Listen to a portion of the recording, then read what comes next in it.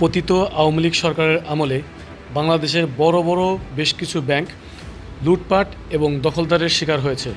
তার মধ্যে ইসলামী ধারার ব্যাংকগুলোই বেশি। সেখান থেকে বিগত ইন্টারিম গভর্নমেন্ট অর্থাৎ অন্তর্বর্তীকালীন সরকার 5টি ব্যাংককে একত্রিত করে সেই ব্যাংকগুলোকে বাঁচানোর আমূল চেষ্টা করেছিলেন, যার মধ্যে রয়েছে সোশ্যাল ইসলামী ব্যাংক, ফার্স্ট সিকিউরিটি ইসলামী ব্যাংক, এক্সিম ব্যাংক, গ্লোবাল ইসলামী ব্যাংক এবং ইউনিয়ন ব্যাংক। তবে নতুন করে গুঞ্জন শোনা যাচ্ছে এক্সিম ব্যাংক এবং সোশ্যাল ইসলামী ব্যাংক সেই একীভূতকরণ প্রক্রিয়া থেকে বের হতে চাচ্ছে খুব দ্রুতই। তবে এই সিদ্ধান্ত ওই ব্যাংকগুলোর জন্য এবং বাংলাদেশের ব্যাংকিং খাতের জন্য কতটা সুফল বয়ে আনবে সে বিষয়ে বিশেষজ্ঞরা বিভিন্ন রকম মতামত দিয়েছেন। অনিশ্চিত গন্তব্যে সম্মিলিত ইসলামী ব্যাংক, ব্যাংক রেজুলেশন অধ্যাদেশের সংশোধন এবং সম্মিলিত ইসলামী ব্যাংক থেকে দুটি ব্যাংকের বেরিয়ে যাওয়ার উদ্যোগে প্রশ্ন উঠেছে এই ব্যাংকের ভবিষ্যৎ নিয়ে।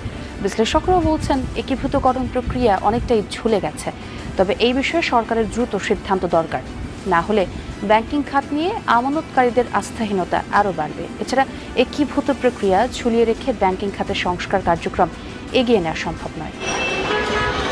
বিগত আওয়ামী লীগ সরকারের সময়ে ব্যাপক লুটপাট হয় ব্যাংকিং খাতে। এ কারণে আর্থিক সূচকে দুর্বল হয়ে পড়ে বেশ কয়েকটি ব্যাংক। গ্রাহকের জমানো টাকাও ফেরত দিতে ব্যর্থ হয় অনেকে। সংকটে থাকা শরিয়া ভিত্তিক 5টি ইসলামী ব্যাংক নিয়ে গঠন করা হয় সম্মিলিত ইসলামী ব্যাংক। এই ব্যাংকের কার্যক্রম অনেকটাই স্থবির। নতুন সরকারের 2 মাস পেরিয়ে গেলেও নিয়োগ দেওয়া হয়নি চেয়ারম্যান, নেই ব্যবস্থাপনা পরিচালকও।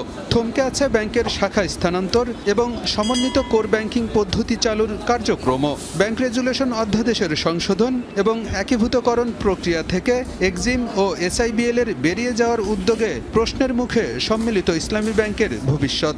সম্মিলিত ব্যাংক থাকবে কিনা, থাকলে তার মধ্যে থেকে যদি কেউ বেরিয়ে যেতে চায় তারা বের হতে পারবে কিনা, এইটা এখনো ক্লিয়ার হয় নাই। দুটো যেই অ্যাপ্লিকেশন করেছে সম্মিলিত ব্যাংকের থেকে বেরিয়ে যাওয়ার জন্য, ওই ব্যাপারে তারা যদি একটা চূড়ান্ত সিদ্ধান্ত দিয়ে দেন তাহলে মার্জার প্রক্রিয়াটা কোন দিকে যাচ্ছে সেটা পরিষ্কার হবে। বিশ্লেষকরা বলছেন, বিদ্যমান সমস্যার দ্রুত নিষ্পত্তি না হলে ব্যাংকিং খাতে সাধারণ মানুষের আস্থা ফেরানো কঠিন হবে। একীভূতকরণ প্রক্রিয়া ঝুলিয়ে রেখে সংস্কার কার্যক্রম এগিয়ে নেওয়া যাবে না বলেও মনে করেন তারা।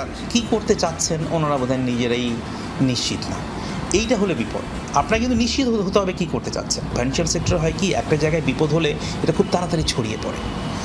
এই প্রবলেমটাকে কিন্তু ঝুলিয়ে রাখার কোনো সুযোগ নাই, কোনো না কোনোটা জায়গায় আপনাকে যেতে হবে।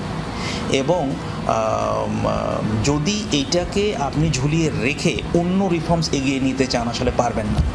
সমস্যাগুলোর নিষ্পত্তির প্রক্রিয়াটা যদি পরিষ্কার না হয়, নিষ্পত্তি হলো না সেটা বড় বিষয় না, কথা হলো আমি কোন পথে হাঁটব। এইটা যদি নিশ্চিতভাবে ইনভেস্টররা বুঝতে না পারেন, ডিপোজিটাররা বুঝতে না পারেন, তাহলে কনফিডেন্স ফিরে আসার তার কোনো সুযোগ নাই।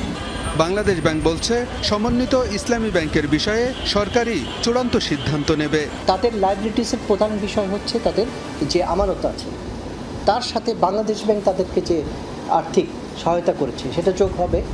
এই যোগফলটা তাদের অ্যাসেটের তুলনায় অনেক কম। তাতে কেউ যদি আগ্রহী হয় যে আমি 7.5% ইনভেস্ট করে আমি ঋণের বোঝা আমি মাথায় চাপিয়ে নিতে রাজি আছি, ওয়েলকাম।